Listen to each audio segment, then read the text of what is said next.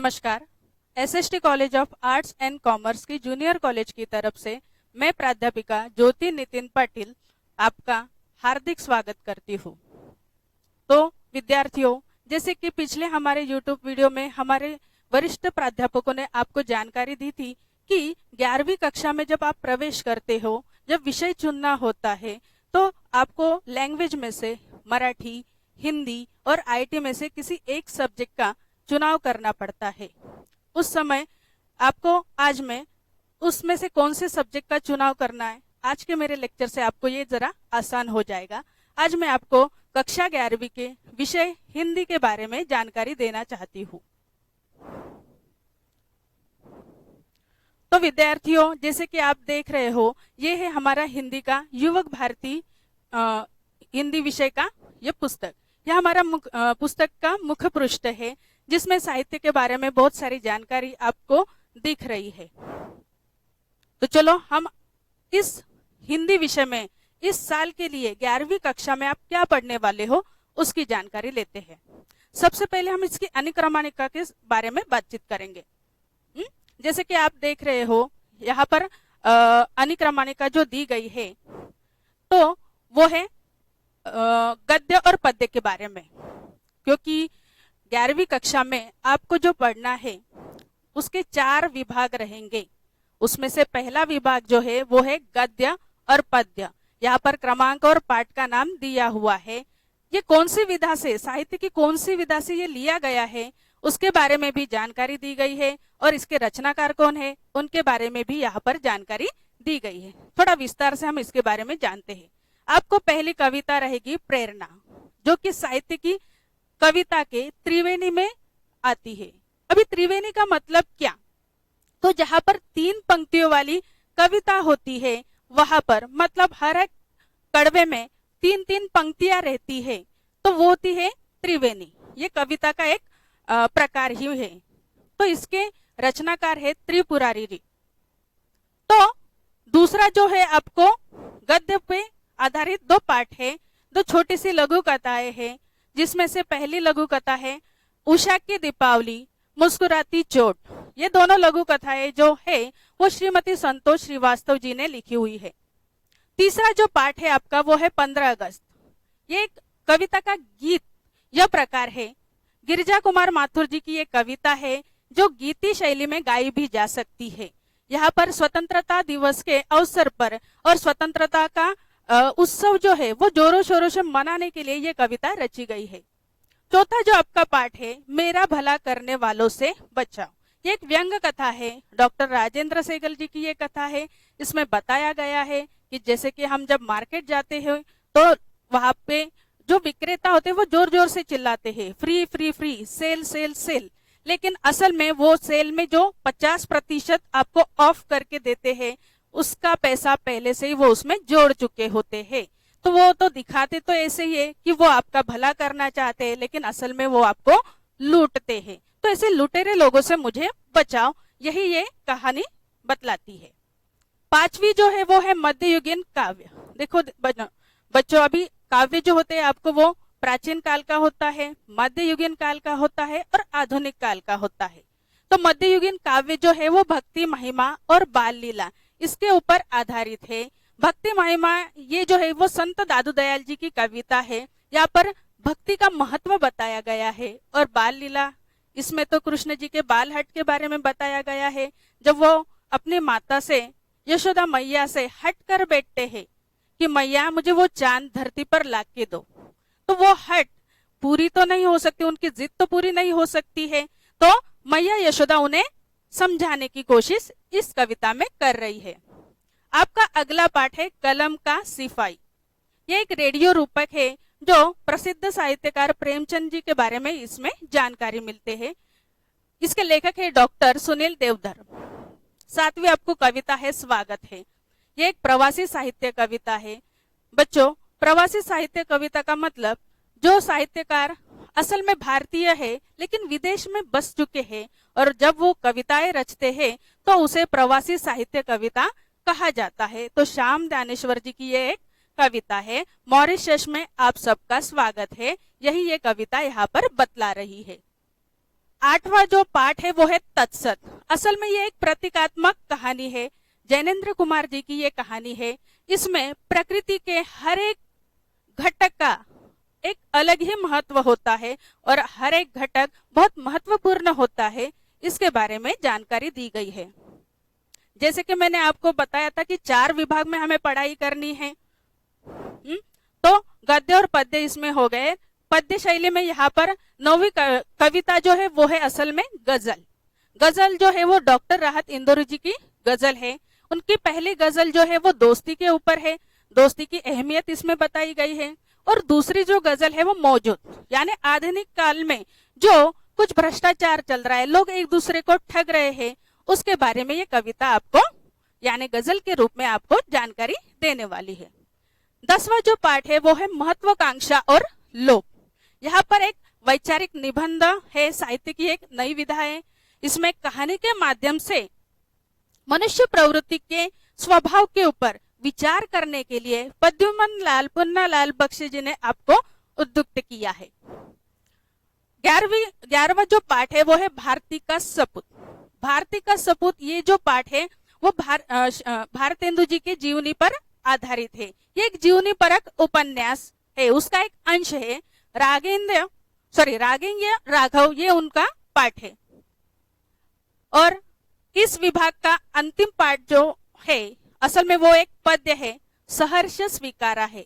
ये एक नई कविता के मोड़ में आती है। गजानन माधव जिनको साहित्य जगत में मुक्तिबोध नाम से जाना जाता है, उनकी ये कविता है, आधुनिक काल की एक कविता है।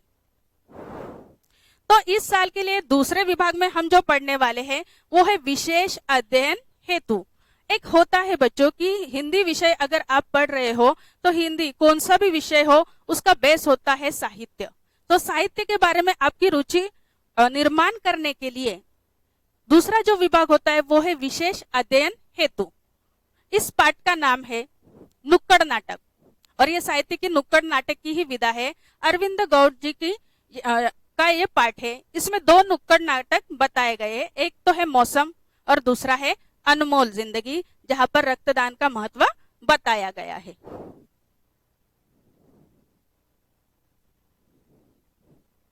आपका तीसरा जो विभाग है वो है व्यवहारिक हिंदी। अभी बहुत सारे बच्चों को लगता है कि ऑप्शनल सब्जेक्ट है, किसी एक सब्जेक्ट का हमें चुनाव करना है, आईटी है, मराठी है, तो हिंदी हम क्यों चुने। तो हिंदी में भी आपका भविष्य उज्जवल हो सकता है, क्योंकि हिंदी विषय लेकर हिंदी भाषा पर प्रभुत्व पाकर आप मतलब रोजगार की प्राप्ति भी कर सकते हो। यही बताने की कोशिश इस तीसरे विभाग में किया जाता है। जैसे कि व्यवहारिक हिंदी, तो इसका जो 15वां पाठ है वो है हिंदी में उज्जवल भविष्य की संभावनाएं। ये एक भाषण है डॉक्टर दामोदर खड़से जी का। इस भाषण के द्वारा हिंदी में बच्चों को कौन कौन से रोजगार उपलब्ध हो सकते हैं उसके बारे में जानकारी दी गई है। दूसरा जो पाठ है वो है समाचार। समाचार में आपको तो अच्छे से पता है कि कौन कौन से जॉब होते हैं, कौन कौन से रोजगार उसमें उपलब्ध है और बहुत अच्छे खासे आर्थिक आपको मानधन भी वहां पर मिलता है। तो समाचार जन से जनहित तक, क्योंकि हर एक व्यक्ति समाचार देखता ही है। तो ये एक लेख है जो डॉक्टर अमरनाथ अमर, जिनको साहित्य जगत में अमर नाम से जाना जाता है, उन्होंने लिखा हुआ है। तीसरा इसमें पाठ है रेडियो जॉकी। अगर हिंदी भाषा में आपका प्रभुत्व है, बहुत अच्छे से आप इसको व्यक्त कर सकते हो, तो रेडियो जॉकी भी आप बन सकते हो। ये एक साक्षात्कार है, साक्षात्कार यानी इंटरव्यू। तो यहाँ पर बड़े जो दिग्गज व्यक्ति होते हैं उनके इंटरव्यू यानी साक्षात्कार लिए जाते हैं। तो ये भी जॉब आपको उपलब्ध है, रोजगार का ये भी एक बहुत अच्छा माध्यम है। अनुराग पांडे जी ने बहुत अच्छे शब्दों में इसका आपको साक्षात्कार करवाया है। जो इसका चौथा और अंतिम पाठ है वो है ई अध्ययन नई दृष्टि। हमें अच्छे से पता है कि पूरा विश्व कंप्यूटराइज हो गया है, इंटरनेट के सहारे पूरा काम चल रहा है, तो ई अध्ययन भी बहुत महत्वपूर्ण है। ये भी एक आलेख है। तो इस आलेख के द्वारा एक संकलन है कि आपको बताया गया है कि आप इसमें कौन कौन से रोजगार पा सकते हो। अभी इसका चौथा जो विभाग है वो है परिशिष्ट। परिशिष्ट में आपको जो भी पाठ है, गद्य पद्य हो या विशेष अध्ययन हेतु जो साहित्य दिया गया है वो हो, या आपको रेडियो जॉकी वगैरह जैसे जो पार्ट दिए गए तो हर एक पार्ट के मुहावरे, उसमें जो कुछ भी मुहावरे आते हैं वो यहाँ पर दिए गए हैं। और यहाँ पर भक्ति महिमा बाल लीला ये जो कविताएं हैं उनका भावार्थ भी दिया गया है। कविता का रसास्वादन कैसे करते हैं, कौन से तरीके से करते हैं और कैसे इसे रखना है ये भी इसमें बताया गया है।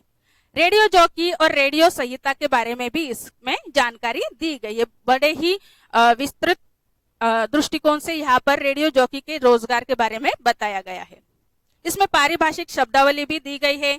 जो भाषा, जो शब्द जो है विदेशी है, भारतीय नहीं है या हिंदी भाषा से छोड़कर है, तो ऐसे शब्दों का अर्थ भी इसमें बताया गया है। यहाँ पर ज्ञानपीठ पुरस्कार प्राप्त हिंदी साहित्यकारों के बारे में भी जानकारी दी गई है। हिंदी साहित्यकारों के मूल नाम, अभी आपको अच्छे से पता है कि बहुत सारे साहित्यकार जो है वो अपना मूल नाम नहीं देते हैं, किसी अलग ही नाम से वो साहित्य जगत में फेमस हो जाते हैं, प्रसिद्ध हो जाते हैं। तो उनका असल नाम कौन सा है ये भी इसमें दिया गया है और साहित्य जगत में इन्हें किस नाम से जाना जाता है उसके बारे में भी इसमें जानकारी दी गई है। मुद्रित शोधन चिन्ह दर्शक, तो इसमें जो दिया गया है वो मुद्रित शोधन की जो चिन्ह है उसके बारे में जानकारी दी गई है। तो सबसे पहले मैं आपको एक पाठ पढ़ाने वाली हूँ, उस पाठ के बारे में हम थोड़ी जानकारी लेते हैं। आपका जो दूसरा पाठ है जो कि गद्य विधा में मोड़ता है वो है लघु कथा। लघु कथा यानी छोटी छोटी कहानियां, लेकिन इन छोटी छोटी कहानियों के माध्यम से लेखक एक बहुत बड़ा संदेश हमें दे के जाता है। एक ऐसी कहानी आज हमको पढ़नी है। इसके लेखिका है श्रीमती संतोष श्रीवास्तव और पाठ का नाम है उषा की दीपावली। तो उषा की दीपावली ये एक कहानी है। तो दोस्तों अभी आप दीपावली के त्योहार आप मना चुके हैं। दीपावली के त्योहार में हर जगह पर दिए जलाए जाते हैं, रोशनी की जाती है, बड़े उल्लास का वातावरण होता है। दीपावली में जो नरक चतुर्दशी यानी नरक चौदस आता है, उस समय लोग आटे के दिए बनाकर कंपाउंड के मुंडेर पर रखकर वो दिए जलाया करते हैं। तो कुछ ऐसा ही दृश्य इस पाठ में दिखाया गया है कि उषा की जो नानी है, नानी के गांव आते ही नानी ने भी नरक चतुर्दशी के दिन यानी नरक चौदस के दिन मुंडेर पर, कंपाउंड के मुंडेर पर आटे के दिए जलाकर रखे हैं। सुबह होते ही ये आटे के दिए बुझ जाते हैं। अभी उषा जब नानी के गांव दिवाली का त्योहार मनाने आई थी तो उसने दिवाली के दूसरे दिन देखा कि बबन नाम का जो एक गरीब इंसान है वो सुबह साफ सफाई करने आता था। हमें तो अच्छे से पता है कि दिवाली के त्योहार के दिन बहुत सारे पटाखे पड़े होते हैं, उसका कचरा फैला होता है। तो बबन का यही काम था, उसने वो कचरा साफ किया और कचरे के डिब्बे में डाला। लेकिन कंपाउंड के मुंडेर पर जो आटे के दिए थे वो उसने फेंके नहीं, वो अपने जेब में रख दिए। और ये दृश्य उषा ने देखा और वो चकित हो गई। उसने पूछा बबन से कि आप वो आटे के दिए फेंक क्यों नहीं रहे हो, वो आपने जेब में क्यों डाले। तब बबन ने कहा, जो कि एकदम पतले दुबले शरीर का इंसान था, उसे देखते ही नजर आ रहा था कि बहुत भूखा प्यासा रहेगा, गरीबी में हालात उसके बीत रहे हैं, खाने पीने के उसके लाले पड़े हुए हैं। तो उस इंसान से जब पूछा तो बबन ने बड़े ही मार्मिक शब्दों में एक दुख के साथ, एक व्यथा के साथ बताया कि वो दिवे वो साफ करके उसे अच्छे से सेक कर खाने वाला है। तो देखो दीपावली के त्योहार में हर एक के घर में कुछ अच्छे अच्छे पकवान बनते हैं। एक तरफ तो रोशनाई होती है लेकिन दूसरी तरफ अंधेरा दिखाई देता है। आज भी दुनिया में बहुत सारे लोग ऐसे हैं जो भूखे मर रहे हैं और बड़े ही खेत के साथ बताना पड़ रहा है। ये दृश्य आपको दिखाई दे रहा है, इसमें जो बच्चे हैं वो रास्ते पर पड़ा हुआ बच्चा कुचा खाना खा रहे हैं। तब उषा के सामने एक दृश्य मंडराया। जब बड़े लोगों के घर में शादी ब्याह का माहौल होता है, खाना पीना होता है, लोग प्लेट भर भर के लेते हैं लेकिन आधा अधूरा खाना खाकर उसे छोड़ देते हैं। और एक जगह पर अमीर लोग खाना यहाँ पर जाया कर रहे हैं और दूसरी जगह पर गरीब लोग उस खाने के लिए तरस रहे हैं। इससे उषा की संवेदना जागृत हो गई और उसने अपने घर में जो जो पकवान बने हुए थे, दीपावली के जो मिष्टान्न बने हुए थे, वो तुरंत लेके आई और उसने वो मिष्टान्न बबन को दे दिए। यहाँ पर उषा जो 10 साल की लड़की है उसकी संवेदना उसने व्यक्त की है। शायद यही संवेदना हर एक इंसान के मन में जागृत हो तो आज कोई भूखा नहीं सोएगा। तो इस प्रकार ये पाठ खत्म हो चुका है। पाठ के कुछ कठिन शब्दार्थ है उसके बारे में आपको जानकारी देती हूँ। यहाँ पर एक शब्द आया है देहरी। देहरी का मतलब होता है दहलीज। दूसरा शब्द आया है तरबतर। तरबतर का मतलब होता है गीला या भीग चुका हुआ हो, उसे हम तरबतर कहते हैं। तीसरा जो शब्दार्थ है वो है कृष्यकाय। कृष्यकाय का मतलब होता है दुबला पतला शरीर। बहरेमे।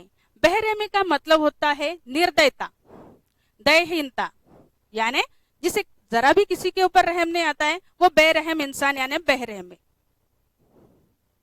तो मैं आशा करती हूँ आपको मेरा वीडियो पसंद आया होगा। ऐसे ही अच्छे अच्छे वीडियो हम आपके लिए लाते रहेंगे। आप हमारे चैनल को, यूट्यूब का जो चैनल है हमारा, उसको सब्सक्राइब करें। धन्यवाद।